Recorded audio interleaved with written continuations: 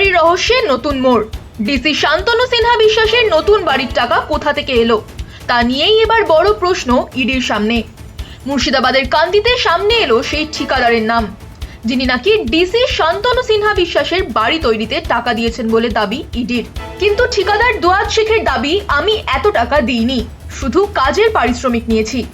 তাহলে কার টাকায় তৈরি হলো এই বিলাসবহুল বাড়ি? কেন দেওয়া হয়েছিল ব্ল্যাঙ্ক চেক? আর কি তথ্য মিলল ইডির টানা 12 ঘন্টার জিজ্ঞাসাবাদে? স্থানীয়দের প্রশ্ন, সাধারণ ঠিকাদারের নামে কিভাবে ঘুরলো 2.5 কোটি টাকা? তদন্তে কি সামনে আসবে আরো বড় কোনো চক্র? এই রহস্যের শেষ কোথায়? ওইখানে লোকাল মিস্ত্রি দিচ্ছিল, তারপরে আপনার ওনার বোন ওই যে আমি ওই কান্দি এলাকাতে কাজ ফাজ করি, তো ওইসব দেখি বলেছিল, ওইভাবে দিয়েছিল। আমি তো একটা চেকে আমি পাঠিয়েছিলাম, সে পেমেন্ট নেওয়ার জন্য আমি পাঠিয়েছিলাম, আমার অ্যাকাউন্টে পেমেন্ট দিয়েছিল শান্ত সেনাকে, আমি পাঠিয়েছিলাম হোয়াটসঅ্যাপে। তার ব্যাপারে আমি কিছু বলতে পারবো না, বলতাম আমাকে দেখে পাঠিয়েছিলাম, গিয়েছিলাম, যা বলার বলে এসছি। আমি কি বলেছে ওটা আমি বলেছি, যা বলার বলেছি, আমাকে যেগুলো বলেছিল সেগুলো আমি উত্তর দিয়েছি।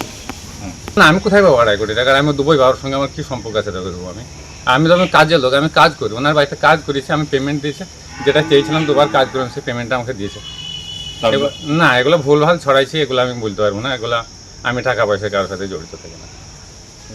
না না না, আমি অত টাকার লোক, আমি একটু সামান্য বেবসিক, আর আমি দেবই বা কিছু জনের সঙ্গে আমার কী সম্পর্ক আছে? আমি একটা কাজের লোক, কাজ করি। ওর বাড়িতে আমি কাজ করেছি মোটামুটি একবার 1 সপ্তাহ মতো হবে, আর একবার ওই 4-5 দিন মতো 2 ধাপে কাজটা হয়ে গেল। একবার 25 হয়েছে, আর একবার 26 হয়েছে। ধরো কোনো কন্ট্রাক্টর করে, সে আমাকে দেয়, এইভাবে করি। এবারে আমার তো নিজস্ব কোনো লাইসেন্স ফাইসেন্স নাই যে আমি কন্ট্রাক্টর। এবারে ধরুন কেউ ধরুন 50,000, 60,000, 40,000 কেউ কাজ হলে আমাকে দিল, করল, টাকা দিয়ে দিল, এরকম। তাছাড়া আমি কারোর সঙ্গে জড়িত না। এখন ব্যাপার হয়েছে, যদি কেউ ধরেন কন্ট্রাক্টর যদি কেউ কাজ করে কান্দির, সে যদি আমাকে একটু কাজ দিল, সেভাবে করি। দেখুন, এক এক করে সব ধরা পড়ছে। শান্তনু সিনহা বিশ্বাসের আমরাও দেখেছি, কুলি বাড়ি, দুয়েত শেখ 2.5 কোটি টাকা দিয়েছেন ওনার বাড়ি রিপেয়ারিং, বাড়ি করার জন্য। কেন দিয়েছেন সেটার তদন্ত হচ্ছে, ইডি তদন্ত করছে। এটা তো এবার তো শুরু হলো, এবার ধরা পড়বে। আর আমরা সেটাও জানি কি ওনার যে বোন, উনি কান্দি পৌরসভার ভাইস চেয়ারম্যান আছেন। সমস্ত তদন্ত হবে, সেটা দেখে খুব বাজে লাগছে কি এই তৃণমূল কংগ্রেস এই করলো বসে বসে। উনি এত বড় মানে পোস্টে ছিলেন, পোস্টকে উনি অপব্যবহার করেছেন। তো তদন্ত হচ্ছে, আপনারা সবাই দেখতে পাবেন, এক একজন ধরা পড়বে।